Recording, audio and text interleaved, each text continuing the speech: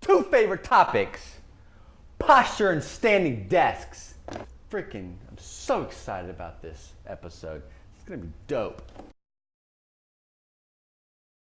What is up, guys? Thank you so much for tuning in to this next episode of Coffee and Coaching that I do on my YouTube channel. If you want the full scoop, go to my website, join the private newsletter. I go into more detail on these topics as well as bonus material. And if you like bonuses, you want to sign up. Today's video, we were talking about two questions about posture and standing desks. What are the best bodyweight exercises you can do to improve posture, and slash what, I don't know, forgot the question. Do standing desks help with back pain? And he tried getting two in here. How long should I stand at a standing desk per day?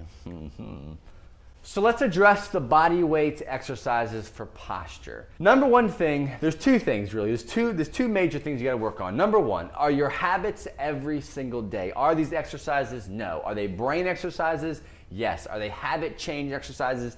Yes. So to me, they're 100% exercises.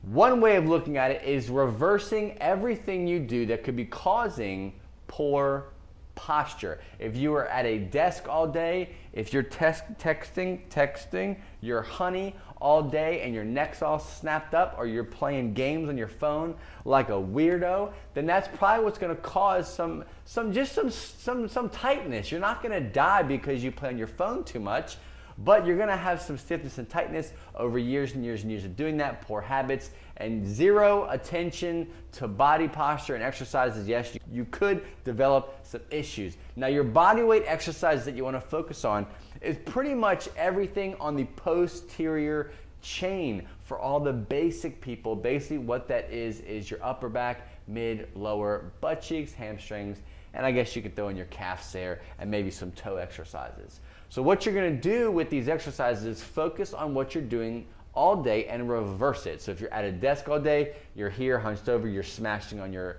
laptop.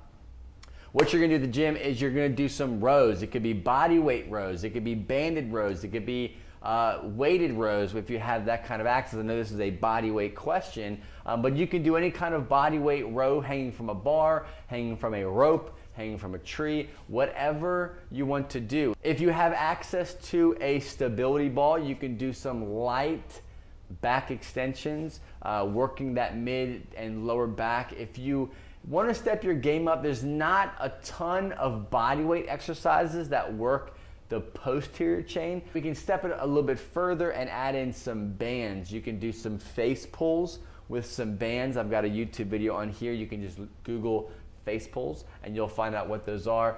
That's a great exercise for working the posterior chain, upper back. You can do straight arm pull downs. Those are great for the lats. That's a great exercise for working those. Then you can get into doing some founder exercises, which actually you'd have to Google foundation training to learn about the founder exercise. Great exercise, body weight, works really the whole posterior chain. I would highly suggest you mastering that exercise.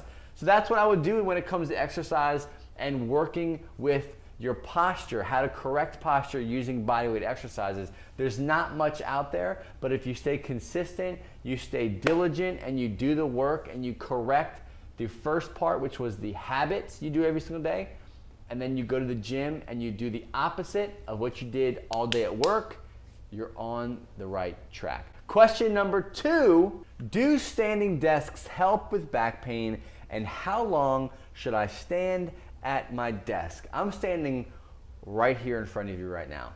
Could I stand here for the next 8 hours? Absolutely not. Do I suggest someone staying here for the next 8 hours? Absolutely not. So I would never suggest someone to buy a desk, a stand-up desk, and say, hey, you know what? Ditch your sit-down desk. I want you to stand for 40 hours a week.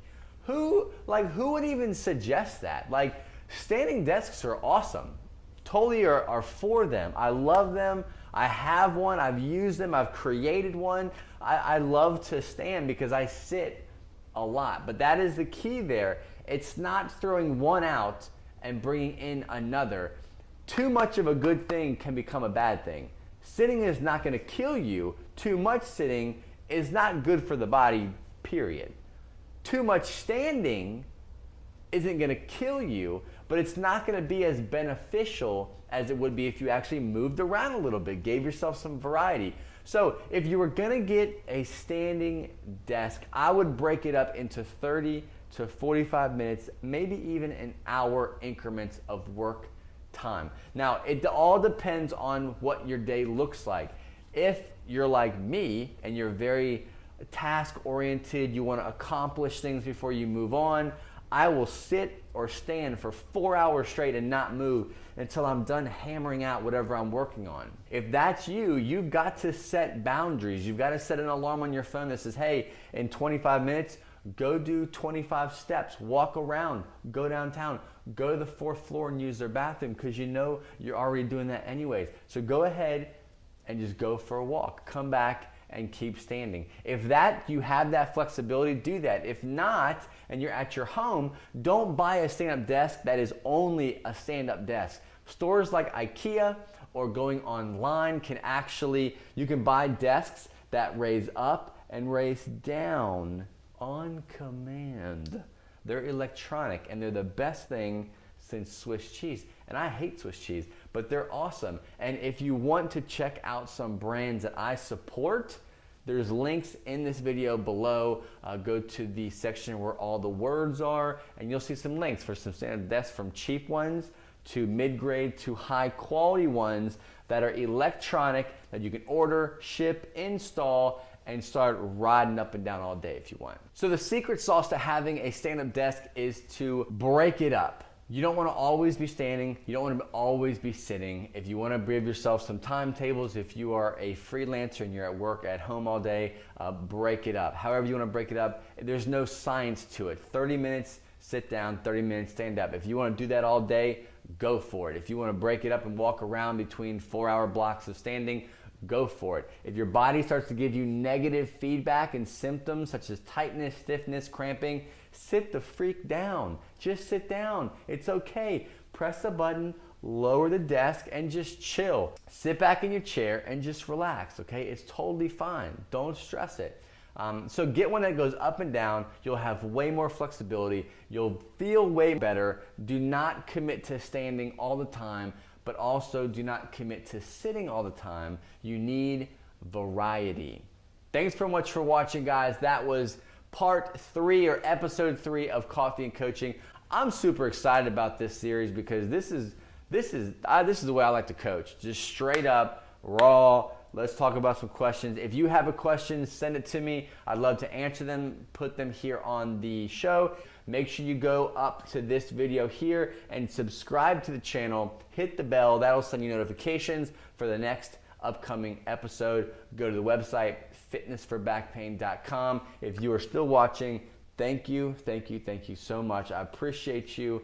I do this for you, and I will see you on the next episode.